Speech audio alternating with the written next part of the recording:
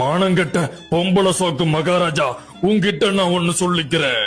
டுன்டுன் ஆண்டிய நீ 1 வருஷமா தான் லவ் பண்ற, நான் 12 வருஷமா லவ் பண்றேன்.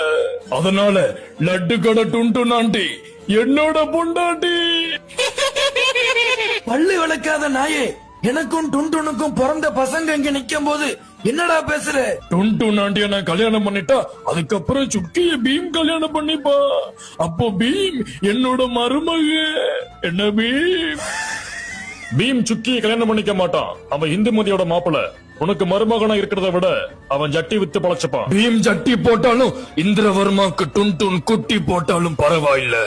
டுன்டுன் என்னோட பொண்டாட்டி. நான் 10 எண்ணி பாயாசம் குடிக்கிறதுக்குள்ள டுன்டுன் இங்க இருக்கணும். அப்படி இல்லைன்னா இந்த இந்துமதி எனக்கு தான். இனிமே நான் தான் இங்க ராஜா.